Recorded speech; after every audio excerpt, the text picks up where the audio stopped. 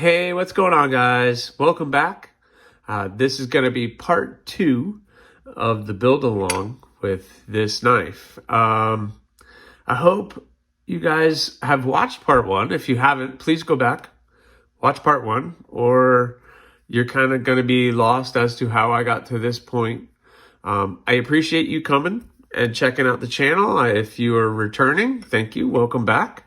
I'm trying to step things up a little bit. You see the open, and that last video, I do apologize. It was a little long. I could have broken that up into 2 parts.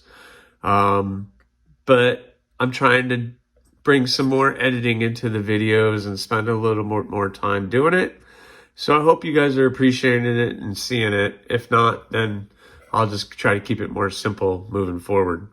But we are now at this point with this knife. If you are new, again, I am a beginning knife maker, a stock removal knife maker. And in the last video, I showed you guys my processes. I'm not saying they're right, they're wrong. It's just what I do to create the knives that I make. And I'm sure if you are a knife maker and you're watching this, you're probably just looking at it and going, Aries, what are you doing, man? Come on, there's so many different ways or easier things that I could do to make this process easier. But anyway, leave a comment. Let me know if you see something that I could be doing better. Let me know. I'll be more than happy to have some, good positive criticism, which is a thing. But at this point, I have cut out the steel, shaped it into a shape that I want it to look like, and I've drilled the holes for the pins, tubes, and then just some relief cuts for just some weight and for the epoxy to fit in for the scales. And at this point, it's probably the part that is the most important, and that's what turns this actually into a knife, which is doing the bevels. And the bevels are where that section on the blade, where you're removing this material down to thinness that you're comfortable with.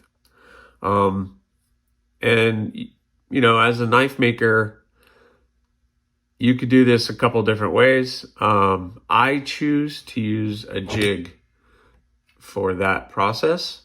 And I know maybe some of you, if you are a maker and you're watching this, you look down upon that. But I prefer to use the jig. It helps me get my grinds nice and straight. Helps me keep the angle that I'm looking for. And it just keeps me true to what I'm trying to do. So I use the jig, and I'm going to go over how I set up the jig and do all that. I just use some online tools that allow me to find the correct angle for the height that I'm looking for. So on this one, I'm going to do a full flat grind, a full grind. So I'm going to bring the bevels all the way up to almost the spine up here. That's about 3/4 of an inch. So there might be a little bit left up here at the top. You could do Scandi grinds, which are very thin bevels, which are down here, especially on a blade like this that is very thin. Or you could bring it halfway. All of it looks good, and all of it has its own separate taste and its own performance with cutting. But I'm going to make this one kind of thin. I'm going to bring that bevel all the way almost to the top here, 3/4 of an inch. So we're looking at 0.75. So I'm going to bring it all the way to, up in this area. That's what I'm looking for. That's the hope. So we'll see. You never know. Once you get it on the grinder, things change. And sometimes the knife just tells you where it wants to be. But my goal is to bring it up here. I'm going to set it at a 4.8 degree angle, which tells me with my 1/8 inch thickness, 3/4 inch high bevel, that's kind of where I want it. So I'm going to be shooting for that on the jig, and I'm going to show you guys how I set that up. I use my angle finder and I have to get all that done. So that'll be done when I get over to the grinder, and I'll show you guys exactly how I do that. But before I do, there's a very important step.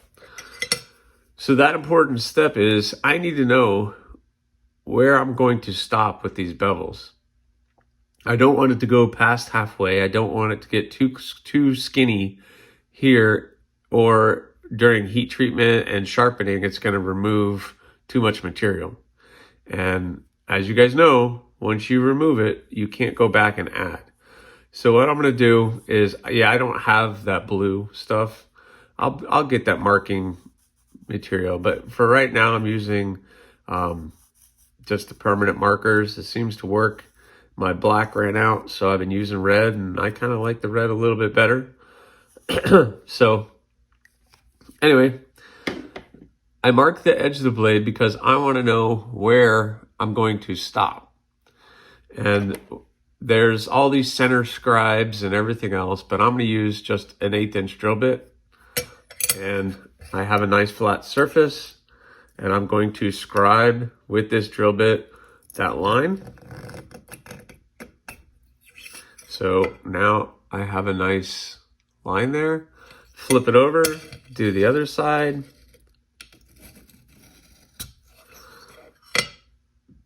And now I have the center of where I want that blade to be. So I'm going to bring the bevels close to that line, but I'm not going to go over that line or get too close to that line. I don't want to get too close to that line because I got to leave some material for after heat treating,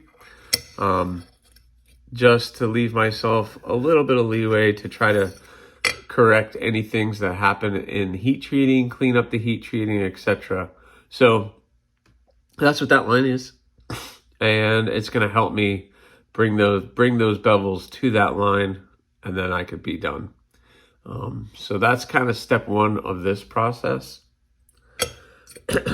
And then we'll move on to setting up the jig, setting up the grinder, and getting into this.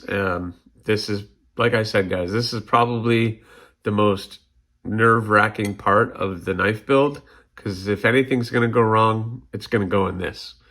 This process is the one that's going to get messed up.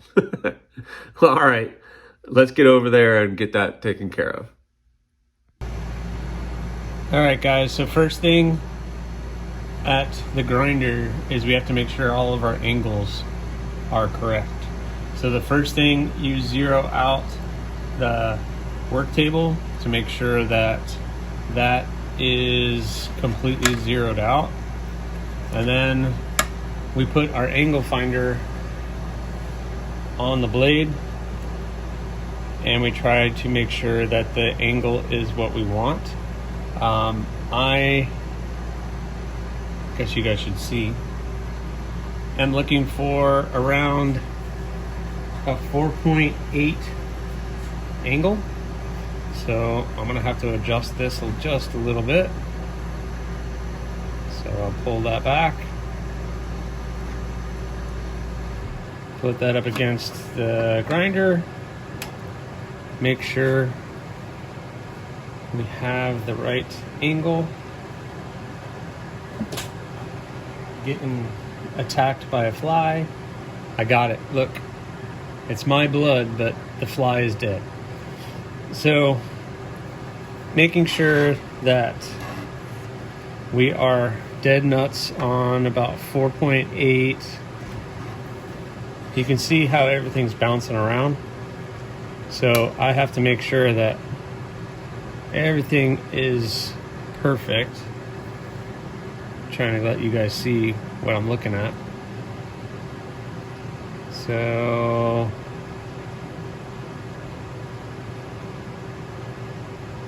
back just a little bit more.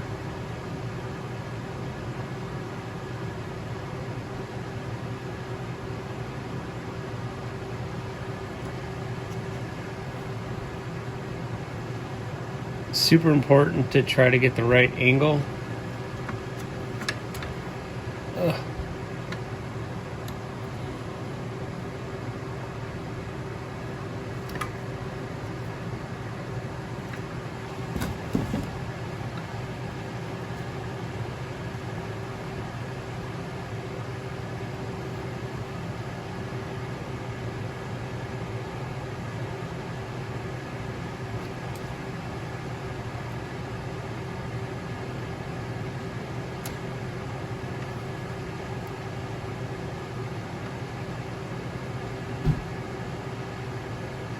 So I'm happy with that.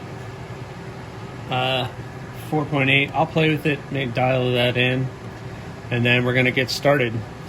Basically, I'm grinding down to that line. I'm gonna start with an 80 grit belt, or 60 grit belt, and I'm gonna work all the way to 220, possibly 400. Try to get those bevels as smooth as possible, and then we flip it over and we do it all over again. All right, so I'm gonna do fast motion for you guys, or time lapse on this, so that you're not bored with that. This thing doesn't put off the sparks as some grinders do, so it's really not as exciting, but I'll videotape it for you.